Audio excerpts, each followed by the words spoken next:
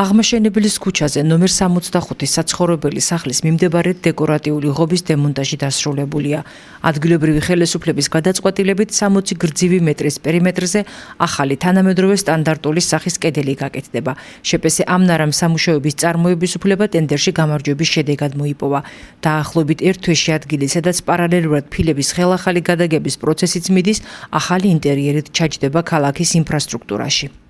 აღმაშენებლის ქუჩაზე კეთდება ღობე, რომელიც გამოცხადებული ჰქონდათ 17900 ლარის ღირებულების იყო და გამოვაცხადეთ ტენდერი. ტენდერში გაიმარჯვა ფირმამ ამნარამ 12000 ლარში. 12000 ლარით უნდა შეასრულოს და უკვე დაიწყეს ახლა მოსამზადებელი სამუშაო მიმდინარეობს და დამთავრდება ერთი თვეში უნდა დამთავრდეს. კეთება რკინაბეტონის იქნება, სვეტებით და კედელი რკინაბეტონის იქნება და გაკეთება მოპირკეთება კერამიკული ფილებით. ზემოდან გაუკეთება ბაზალტის სახურავი გადახურვა და შიგა მხრიდან შეიღებება შიგნიდან. გარედან იქნება მოპირკეთებული კერამიკული ფილებით.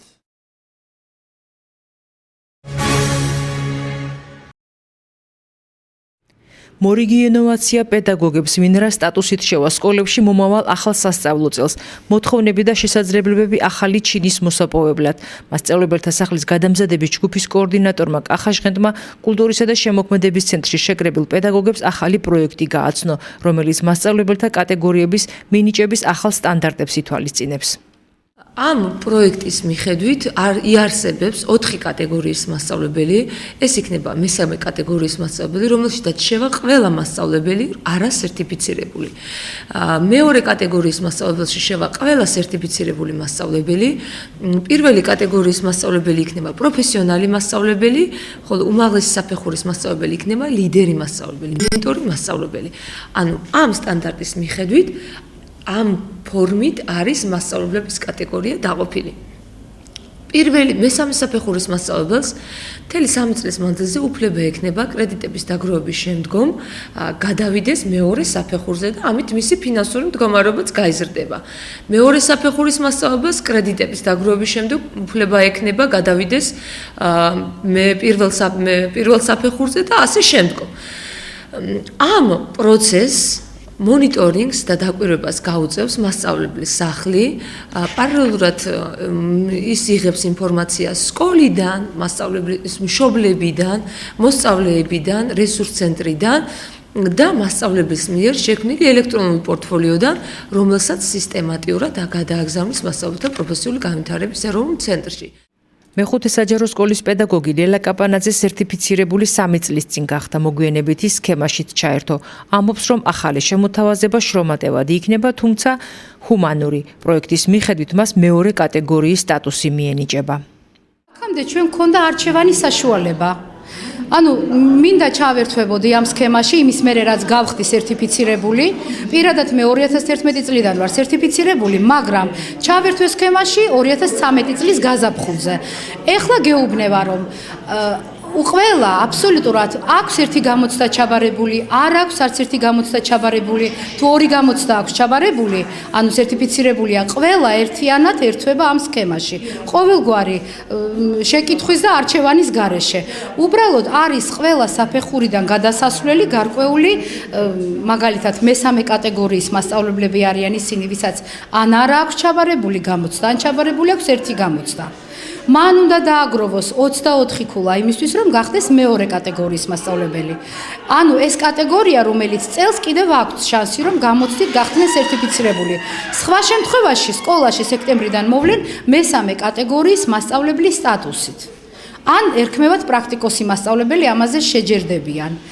სერტიფიცირებული მასწავლებლები და ის მასწავლებლებიც, რომლებიც იყვნენ 1000 ლარიან მასწავლებლებს, რომ ვეძახით, არიან მეორე კატეგორიის, ან წარჩინებული, ან წარმატებული მასწავლებელი. ეს დახვეწის შემდეგ გამოჩნდება, რომელ სახელწოდებას შეარჩევენ. მასწავლებელთა მიერ გამოთქმული მოსაზრებები და შენიშვნები პროექტის საბოლოო ვარიანტზე მოახდენს გავლენას.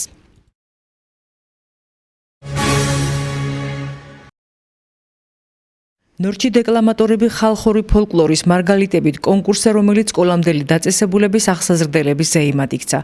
განათლების, კულტურისა და ძეგლთა დაცვის სამსახურის ორგანიზებით მოწყობილ კონკურსში 26 საბავშვო ბაღის 28 აღსაზრდელი მონაწილეობდა. 5-6 წლიანთა შორის 1-4 წლის მონაწილეც იყო. ჩემზე მეტი შენ რა ხდება? მეტის მეტი ძინძღოლითა წინაკბილი არ ამრჩება. ეს ჯამბარამ გაიგონა. ჩემზე მეტი შენ რა ხდება? ავდარია მედალპები დარი ცეცხლად მომედება. კონკურსი მხატვრულ კითხვაში ზესტაფონში ტრადიციულია და ის ყოველწლიურად ტარდება, თუმცა ბოლო მათგანი სხვებისგან თემატურად იყო გამორჩეული. ამჯერად თემა ხალხური პოეზიის მარგალიტები იყო. ვინც თვალყურს გვადევნებს, მისთვის უცხო არ არის, ჩვენთვის მსგავსი ამ ასეთი ღონისძიებების ჩატარება. მაგრამ უნდა დავძინო, რომ ეს ღონისძიება განსხვავებული იყო თემატიკის მხრივ. თემა ხალხური პოეზიაა. ვიცით, რომ ქართულ ლექსს საფუძვლად ფოლკლორი უდევს და სწორედ ჩვენმა პატარებმა ისე ლამაზად აკინძეს ხალხური ფოლკლორის მარგალიტები, რომ ჟიურის გადაწყვეტილების მიღებაც კი გაუჭირდა. დაინტერესება ძალიან დიდი იყო. მასში მონაწილეობას იღებდა 26 საბავშვო ბაღის 28 აღსაზრდელი.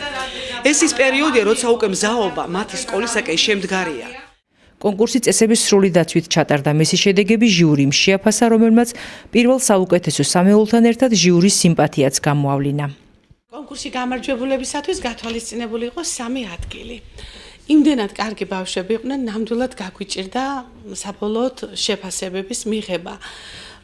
აი ამ წუთში დაამთავრეთ მუშაობა, არც კი ვიცით, რომელი ბაღის აღსაზრდელები არიან ეს ბავშვები და გეტყვით ქულების მიხედვით, როგორ გადანაწილდა ეს ადგილები. მესამე ადგილის მფლობელი გახდა ჭანტურიძე ანანო და კვლავ ვიმეორებ, არ ვიცით, რომელი ბაღის აღსაზრდელია იგი. წულაია 28 ქულის მფლობელი გახდა, მეორე ადგილი დაისაკუთრა მან და კავთელაძე ლაშამ მოიპოვა პირველი ადგილი 30 ქულით.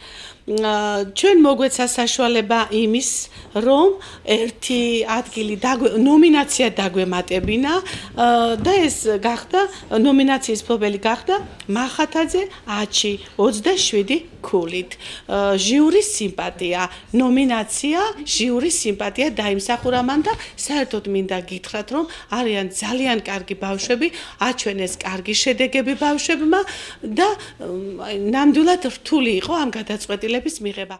მოგვიანებით ცნობილი გახდა, რომ მესამე ადგილის მფლობელი ანანო ჭანტურიძე ქვედა საზონოს ნომერ 37 ბაღის აღსაზრდელია. მეორე ადგილზე გასული ანანო ჭანტურიძე მერვე ბაღში დადის. პირველ პოზიციაზე მყოფი ლაშა კავთელაძე კი მეხუთე საბავშვო ბაღის აღსაზრდელია. ჟიურის სიმპათია აჩი მახათაძე კი მესამე ბაღელია.